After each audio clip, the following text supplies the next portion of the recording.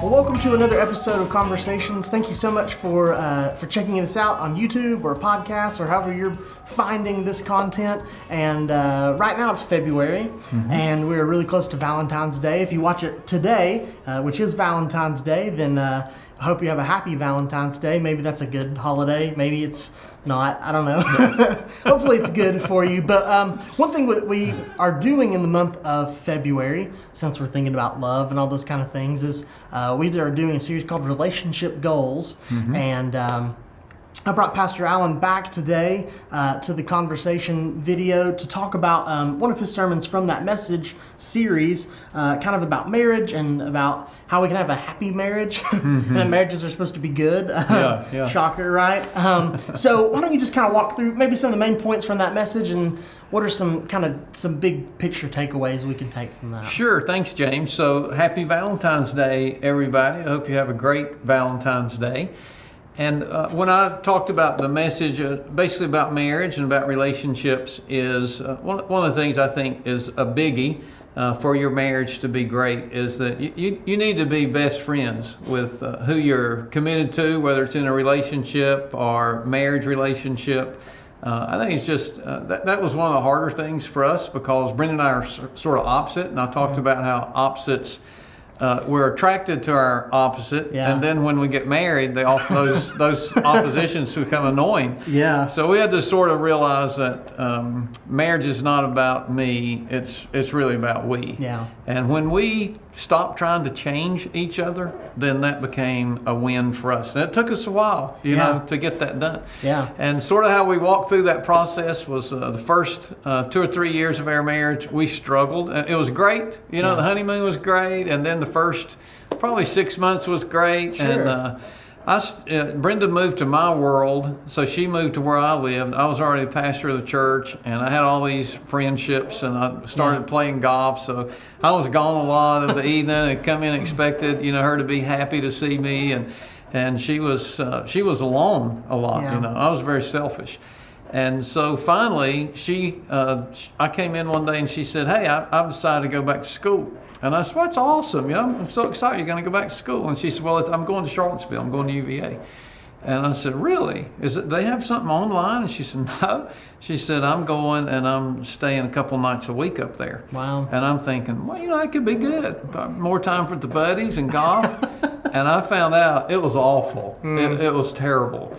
And I'm thinking, this is what I've been doing to her. You know, I mean, she's been sitting here at home while I've been out playing. And God really humbled me over that. So I apologized to her. I started going to UVA some and seeing her. And but she got through and finished up there after a couple of years. But it was a long 2 years. But that changed us. And through that process, we sort of became, you know, close friends. And we stopped going to bed at night angry. One of the things the Bible teaches is don't go to sleep mad. You know, she could pout and I could pout too, and that was never healthy. So we sort of worked through all that. And, you know, are we great today? It's better than it's ever been. And, you know, we're into it 26 years. But we still have our problems and issues just like everybody else. So I'm grateful for her, and I know that together we're able to do things together better. You know, that's awesome. I think that it's funny about the idea that opposites attract, but then sometimes we also push against each other. And I think for me and for my relationship with my wife, we've been married for almost 7 years now. So not 26, but we're getting there. We have 2 kids, you know, we're doing this thing. And I realized a few years ago that, you know, we don't communicate the same way with each other. Like we have different styles. And I spent a long time trying to change my style or not liking my style of communication. But through like counseling and through some therapy stuff and you know, meeting with a marriage therapist, really figured out like your style's not bad. That's just who you are. So you should just figure out how to work in that style versus, you know, oh, I should do this instead. It's like, well, no, this is who you are. This is who kind of God's made you to be. This is your temperament. But you can learn how to deal with conflict inside of that. And for me, like, I am an avoider. Yeah. So like, I want to always postpone, Yeah, postpone. And Kemi wants to just really deal with stuff, like she's just ready to deal with all of it right then, which just scared me.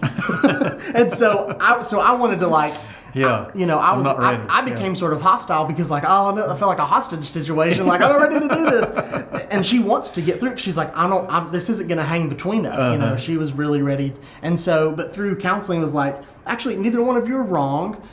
This is just how this is. And together you can figure out a language between you that you can share so you can get what you need and take care of the other person. I think that's so huge for anyone in any relationship, is that, man, relationships are hard. Oh, they are. They really are. Yeah, I was encouraged, actually. I was telling our executive pastor today that we did a couple of messages on marriage, and I just got tons of responses. And basically people asking, hey, what's the church have that we could get some help?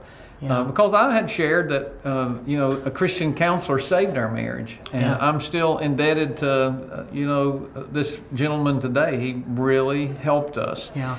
And I say, whatever you got to do, get help, because your marriage is worth saving. It is. And it can be great. It really can. But sometimes we have to have a third party, to intervene and to walk with us, to help us, just like you said, to understand that, God created us this way. We're different. And He loves diversity. Yeah, I would agree with you that marriage therapy saved our marriage too. Yeah. So and at least put it back onto a healthy place. Yeah. And because life is stressful.